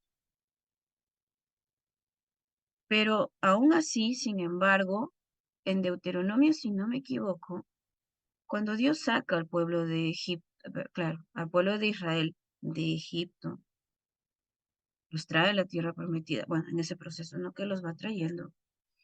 Llega un momento en el que tras la mención de un profeta, no recuerdo cuál ahorita en estos momentos, el Señor les dice, ahora pues ustedes deben recordar de dónde los sacó Dios y a dónde los ha traído. Porque para nosotros es muy sencillo enfocarnos mucho en lo feo de ahorita y no me acuerdo de cuán grandes cosas Dios ha hecho en mi vida durante este tiempo. El crecer de un cristiano a veces es eso, como te dije, como uno de repente viene a los pies de Cristo y siente que ahora todo es bendición y es más, el lenguaje en la iglesia, sí, Dios te va a bendecir y va a hacer milagro en tu vida y te va a sanar. Todo es positivo, todo es bueno, que no digo que no, pero la palabra también dice que vamos a sufrir por causa de su nombre. La palabra también dice que vamos a ser vituperiados por nuestra fe y que debemos estar prestos para defender la profesión de nuestra fe. Entonces realmente no es sencillo ser cristiano. Pero como uno viene a veces con esa idea a los pies de Cristo y comienza en la fe y aprender de la doctrina con esa supuesta idea, cuando empezamos con los problemas uno dice, uy, Dios ya me dejó. Uy, ¿ahora qué pecado hice que Dios me está castigando? Uy, no, pero a mí me dijeron que Dios iba a estar siempre conmigo. ¿Y por qué estoy sufriendo? ¿Y por qué mi hija está mal? Hace un tiempo hubo una familia joven en la fe que había llegado a la iglesia y estuvieron muy fervientes aprendiendo, estudiando, creciendo en la palabra. La hija mayor recae en un malestar médico psicológico. Ya era un caso psiquiátrico porque ella tenía trastorno del comportamiento alimenticio ya muy crónico. Una chica de 1,70 m más o menos, pesando menos de 30 kilos, muy delgadita, situación complicada. Los papitos empezaron a tratar de traerla a la iglesia y ella recaía constantemente. ¿Por qué? Porque ella decía, Dios no me va a perdonar porque yo no puedo salir de esto. Para ella ya era muy difícil no pesar la comida, no dejarse de dar atracones y después devolverla, vomitar, etcétera. Era muy difícil, era una lucha muy grande para ella. Ella ya estaba de salud, ya estaba muy delicada, era un caso médico muy delicado. Ella ya debía internarse, pero no quería quedarse internada, quería vivir su juventud, entre comillas. La situación fue que después de unos meses la chica fallece. Ya el cuerpo ya no resistía más, ya no había más nutriente con el cual sobrevivir y ella fallece. Entonces todos nos quedamos preocupados por esta familia porque dijimos, ¿ahora qué va a hacer? Porque textualmente muchos se acercaban en consuelo mientras la hija estaba todavía en el hospital y le decían, el Señor la va a sanar, va a hacer un milagro en su vida, ella va a vivir para la gloria de Dios. Pero mi esposo y yo, y bueno, algunos amigos decíamos, pero ¿y si no? Angie, mi amiga que es médico, con quien asistimos a la misma iglesia, ambas nos mirábamos y decíamos, ella no va a aguantar más. Ambas sabíamos que ella ya estaba en una situación muy delicada. Solo estábamos a la expectativa de cuándo iba a pasar. Entonces, cuando sucedió, nos acercamos a la mamá, porque la hija era de ella. Ella, la señora, la hermana, perdón, tuvo un segundo compromiso y tuvo su familia. Y ella fue acogida por su nuevo esposo. Entonces hablamos principalmente con ella. Y nos sorprendió mucho cuando ella nos dijo, hermanas, yo sé que el Señor le ha quitado una lucha muy grande de encima. Ella todas las veces lloraba porque ella decía, yo no puedo seguir a Cristo porque siempre recaigo en lo mismo. Y Dios no me ama así. Y yo le decía, hijita, Dios te ama y va a buscar lo que es bueno para ti. Y tú vas a ver que en el debido tiempo el Señor te va a mostrar qué cosa es mejor para ti. Sin saber, ella le decía así. ¿Cómo aplica la soberana voluntad de Dios en esta situación? Humanamente no entendemos. Y es que implica un esfuerzo. Este proceso de perdón es un esfuerzo muy delicado, muy difícil. No es sencillo soltar. No es sencillo decirle a tu cabeza, ya no pienses, ya no te acuerdes, ya no te enfoques, que ya no te duela. No es sencillo. Este proceso implica pasitos que debemos ir generando. Y con esto vamos terminando. Lo primero dentro de nuestro proceso de perdón es identificar cuál ha sido el verdadero daño, ¿ok? A veces de repente te ha pasado que has discutido con alguien y no estás muy segura por qué estás molesto con la otra persona. Cuando te pones a pensar con cuidado, te das cuenta que de repente utilizó una palabra o un gesto que te dañó. Y fue ese pequeño detalle el que detonó todo. Hay que identificarlo. Ya sea que tú vas a pedir perdón o que tú quieras dar el perdón, porque como repito, puede ser que la persona con quien tú sientes este daño ni idea tiene que tú estás molesta con él o con ella. Entonces tú tienes que acercarte, no vas a esperar que venga, nunca va a venir. Tú tienes que acercarte, pero no vas a decirle, hermana, yo te perdono por el daño que me has hecho. Y gloria a Dios, vamos a dejar todo atrás. Te perdono, te amo en el amor del Señor. Un abrazo y te vas. La hermana va a decir, bueno, ¿y qué pasó acá? ¿Qué hice? ¿Qué le pasa a la hermana? No, es necesario explicar, hermana, mire, de repente usted no se haya percatado, pero a decir verdad, he cargado con cierto enfado para con usted. Yo sé que no ha sido su intención, pero he identificado, he notado que esta ocasión que compartimos juntas, usted tuvo este gesto conmigo. Y aunque ya pasó mucho tiempo, se ha quedado como espinita en mi corazón y no quiero yo continuar, porque no quiero que haya yo no quiero tener un muro con usted. Yo sé que usted de repente ni cuenta se ha dado, sé que no ha sido su intención, pero esto es lo que pasó. Comenzamos bonito. No le viene y le dice, ay, hermana, es que usted cómo no se va a dar cuenta. A tanta gente seguramente ha lastimado y usted sigue sin saberlo. No, venimos bonito. Uno, identifica. Si tú has hecho un daño a alguien o ves que alguien está contigo, trata de identificar. ¿Hace cuánto tiempo que pasó? Hay personas a quienes tú te acercas y le dices, hermana, yo sé que está molesta conmigo, pero ¿qué hice? Y no te quieren decir. Bueno, se respeta, pero sí puedes decirle, hermana, si es que usted no me dice, puede ser que yo lo haya hecho de una manera inconsciente, sin darme cuenta, y lo peor de todo es que de repente lo sigo haciendo, y no es mi intención. Y tal vez no solo la sigo dañando a usted, sino que sigo dañando a otras personas. Y yo no quiero hacer eso. Agradeceré muchísimo que por favor me pueda decir. Yo quiero pedirle perdón, pero quiero saber qué es lo que ha sucedido. Identificar. Segundo es aceptar. Si tú has hecho algo, tienes que admitirlo, lógicamente. Si el otro fue quien hizo algo contigo, debes aceptar que eso te ha lastimado, te ha dolido, te ha herido y debes también saber de qué manera te está hiriendo. ¿A dónde te dañó? ¿A tu independencia? ¿A tu forma de hacer las cosas? ¿A tu sano orgullo de repente? Porque uno pues hace ciertas cosas y se siente orgulloso de ello, ¿no? ¿A qué dañó? ¿Tu integridad? ¿Tu autoestima? ¿Tu familia? ¿Qué ha dañado? Identifica. Debes aceptar, si tú has recibido ese daño, debes aceptar que eso te ha dolido y te ha lastimado. Primero identificas qué fue lo que te dolió y luego admites que te está doliendo.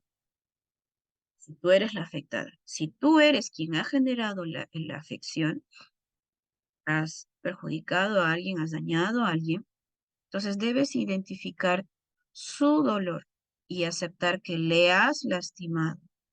No ha sido tu intención. Tú no sabes qué heridas tiene la otra persona y tú no sabías que haciendo cierta acción o teniendo cierto comportamiento ibas a tocar herida, pero la tocaste al fin y al cabo. No fue tu intención, fue de casualidad de repente, pero ahora que te lo está haciendo ver o ahora que tú te estás dando cuenta, acepta esa responsabilidad. Pero ¿por qué voy a aceptar esa responsabilidad si fue sin intención? Por amor a la conciencia de tu prójimo. No lo hagas por ti. Tu conciencia está limpia, ok, qué bueno, pero el del otro no. Hazlo por él, hazlo por ella. Su emotividad no está en tus manos, pero sí el poder sanarlas. Tercero, hay que expresar. Si tú has sido la afectada, expresa qué te ha afectado y cómo te ha afectado. Si otro es el afectado, escúchale, pídele que te diga, pídele que te comente, va a ser innecesario. Cuarto, hay que confrontar o buscar aclarar, ¿ok? No es con el afán de justificarte y muchas veces comenzamos por acá. Ay, pero es que hermana, no fue mi intención, que usted debería comprender, porque ay, que fue de casualidad y no es para tanto. Por acá queremos comenzar, por justificarnos.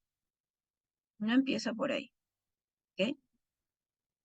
Confrontar, si es que el otro me dañó, voy a confrontar. Es que hermana, hermano, esta acción de repente ha sido muy dura, o está bien que usted quiera, por ejemplo, ¿no? En las iglesias hay jóvenes que asisten y todavía como parte de su juventud, su etapa, la moda, van con unas prendas que uno dice, Dios mío, ¿de dónde han sacado ese retazo de tela?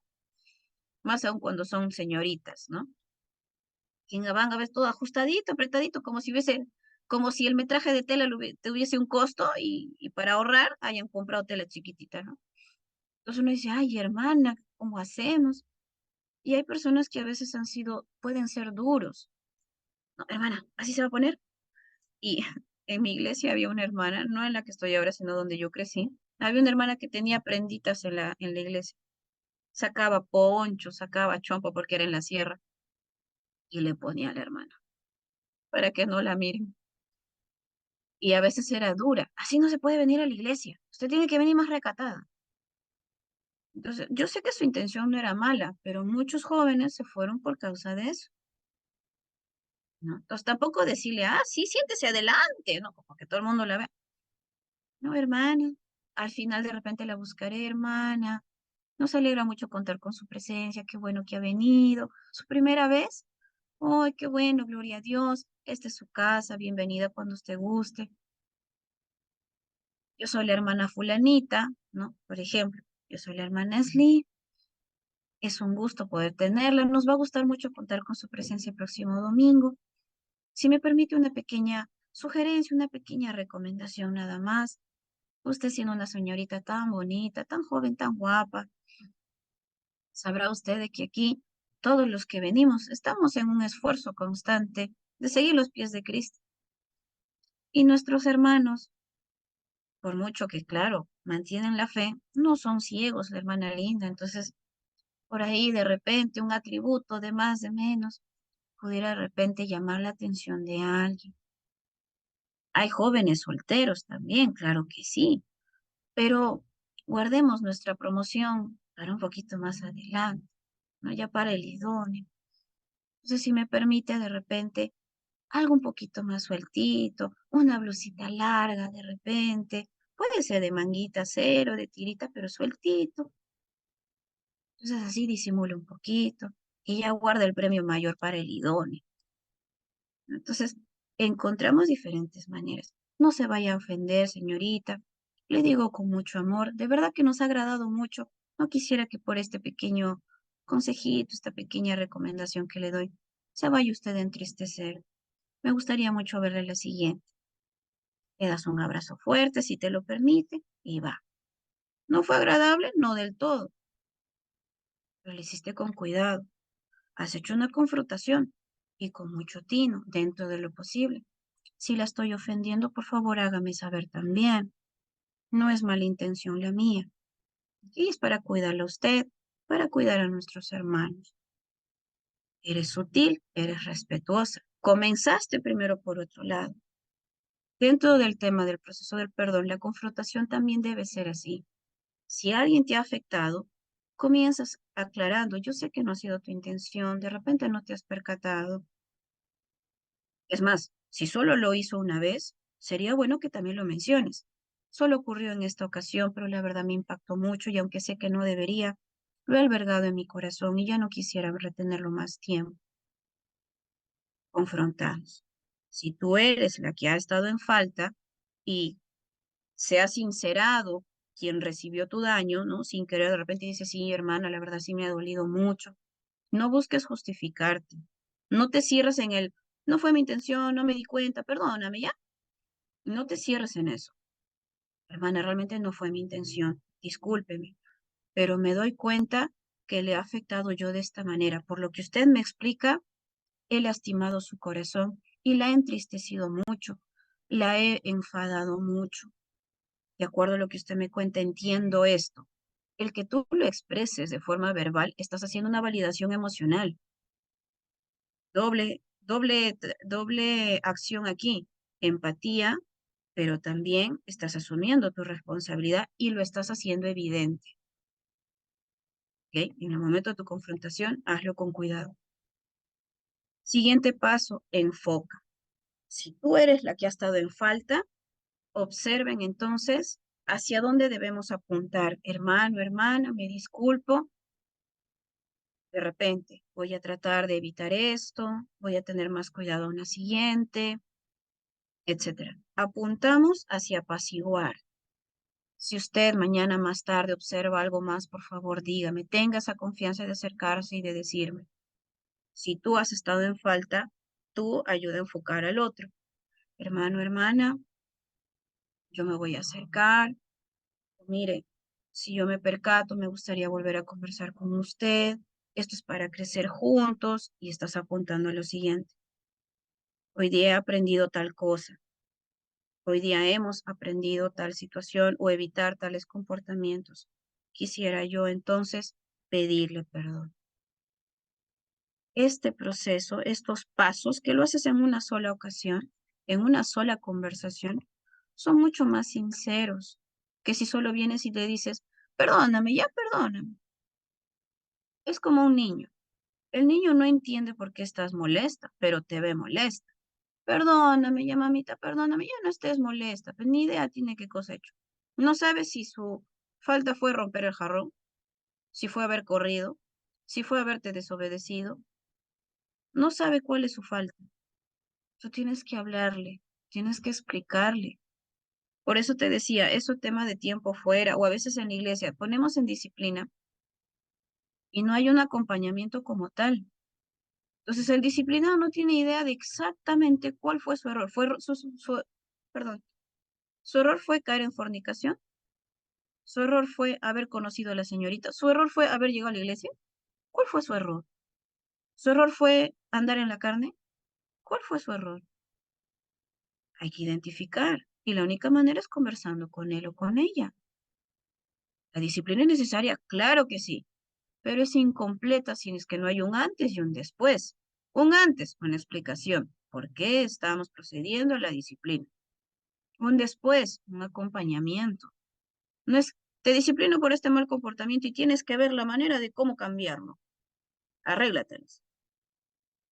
No puedes solito, no puedes sola. Es en compañía, es en conjunto. Lo hacemos todos. Es un trabajo de unión civil, tarea de todos. Con esto, queridas hermanas, entonces hemos completado nuestra clase de hoy. Me emocioné, me tomé unos minutitos leyendo sus comentarios aquí. Noto de que preguntitas, creo que no, ¿verdad? No sé si me dejé entender. Leo rápidamente el comentario de Lisette. En Chile van apretaditas, escotaditas. Son mayormente las jóvenes, es cierto, ¿no? A las adultas ya se les ve de lejos. Ujú. Nadie ha hecho, se ha normalizado mucho. Ujú.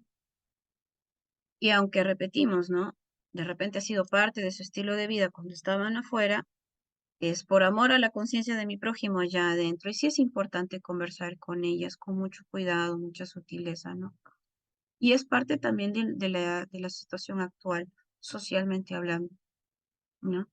Eh, el pudor se ha ido perdiendo bastante, ¿no? Se ha ido perdiendo bastante. Entonces, hay que reeducar Yo lo acerca de ello.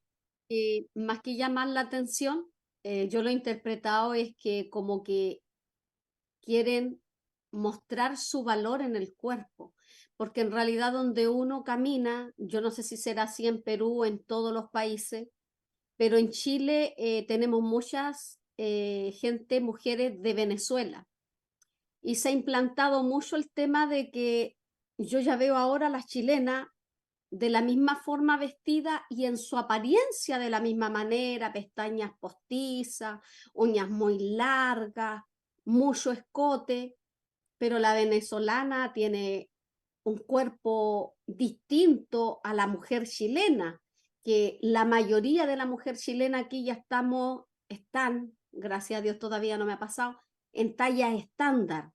Entonces, querer apretar a una persona que tiene exceso de peso no tienen la misma forma. Entonces, a lo mejor la cultura de ese país en Venezuela es esa forma, pero acá uno nota cuando es una chilena y no es una venezolana, y eso lo vemos también bien dentro de la iglesia, y ya como que se implantó, ya se normalizó, y yo lo miro más que nada que por lo menos la mujer chilena lo ha visto como una forma de valorarse, porque el valor está ante los hombres de lo que ven.